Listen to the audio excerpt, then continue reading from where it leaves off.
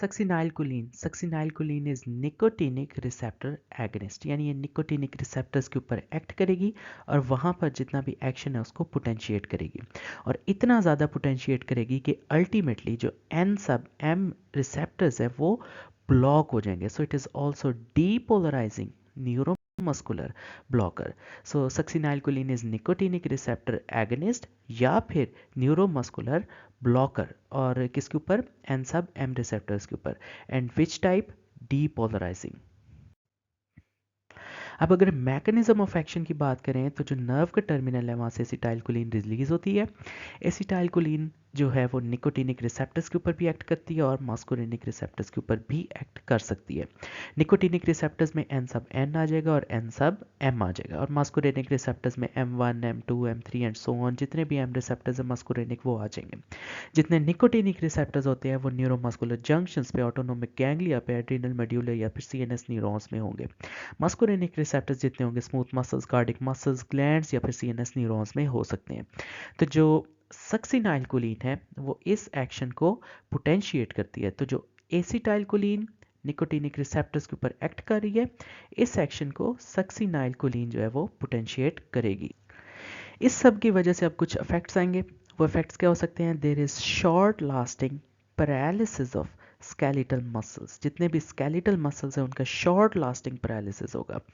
अब सक्सिनाइलकोलिन की वजह से क्या होगा? मेंटेन्ड डीपोलराइजिंग होगी. हमें पता है जब भी मसल जो है वो कंट्रैक्ट करता है, पहले डीपोलराइजिंग होती है, इनिशियल रीपोलराइजिंग होती है, प्लेटू होता है, देन रीपोलराइजिंग होती है, देन हाइपरपोलराइजेशन होती है. तो जो इनिशियल डीपोलराइजिंग की स्टेट है दिस इज मेंटेन्ड. सो जब ये डीपोलराइजिंग की स्टेट जो होगी वो मेंटेन रहेगी, इसकी वजह से क्या होगा? जो एक्शन पोटेंशियल है वो प्रोपोगेट करेगा थ्रू आउट द मसल्स. और क्योंकि एक्शन पोटेंशियल नहीं प्रोपोगेट कर सकता throughout the muscles in the maintained depolarising state, तो उसकी वजह से अल्टीमेटली क्या होगा? Action potential fails to spread to the whole muscle, जिसकी वजह से मसल जो है कंट्रैक्ट करना छोड़ देगा. अब पीछे से इंपल्स आ रही है लेकिन जो मसल है वो कंट्रैक्ट नहीं कर रहा. अब इस सब में जो सोडियम चैनल्स हैं उनकी इनएक्टिवेशन हो गई है. Why? Because there is maintained depolarising state. So ultimately there is no more contraction of the muscle and that's how succinylcholine works. अब अगर इसके फार्माकोकाइनेटिक्स की बात करें तो सक्सिनाइलकोलिन हम IV देते हैं. इसकी हाफ लाइफ जो है वो फ्यू मिनट्स है. फ्यू मिनट्स क्यों? क्योंकि प्लाज्मा के अंदर कुछ कोलिन एस्ट्रेजेस होते हैं जो इसकी इंस्टेंटेनियसली हाइड्रोलिसिस करवा देती है. अब अगर क्लिनिकल यूज़ की बात करें तो जो सक्सिनाइलकोलिन है वो ट्रेकियल इंट्यूबेशन में देंगे, शॉर्ट ऑपरेटिव प्रोसीजर्स में देंगे, and very important the action is not reverse by anticholinesterases. Toxicity या फिर साइड इफेक्ट्स की बात करें तो इसमें हाइपरकैलीमिया, हाइपोटेंशन, ब्रेडिकार्डिया, हाइपरकैलीमिया की वजह से कार्डिक एरिथमिया हो सकता है. उसके अलावा मसल पेन होगी जिसे हम कहें spasm during the initial depolarisation. उसके अलावा रेज्ड इंट्राओकुलर प्रेशर हो सकता है, और अगर हम इसको हेलोथेन के साथ यूज़ करें तो मलिग्नेंट हाइपरथर्मिया का चांस है. तो अगर सक्सिनाइलकोलिन से मिलती जुलती ड्रग्स देखें तो हमने पढ़ा है कि रिसेप्टर्स जो कि निकोटिनिक है वो हमारे पास एन सब एन भी हो सकते हैं और एन सब एम भी हो सकते हैं. तो जो एन सब एन को ब्लॉक करेंगी वो हेक्सामेथोनियम, ट्राइमेथाफान और मैकामाइलामाइन. इन तीन ड्रग्स को कहेंगे these are ganglion blockers and they block N sub N receptors.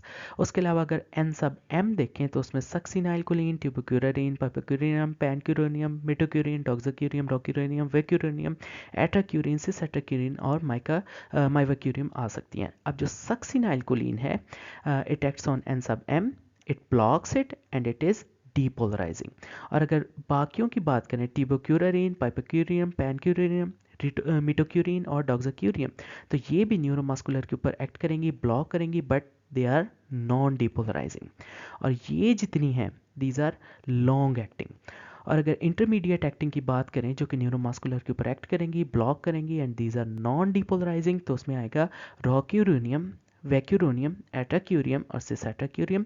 और अगर शॉर्ट एक्टिंग की बात करें जो कि न्यूरोमस्कुलर एंड सब एम के ऊपर ब्लॉक एक्ट करेंगी, उन्हें ब्लॉक करेंगी और दीज आर नॉन डीपोलराइजिंग, तो उसमें माइवाक्यूरियम आएगी.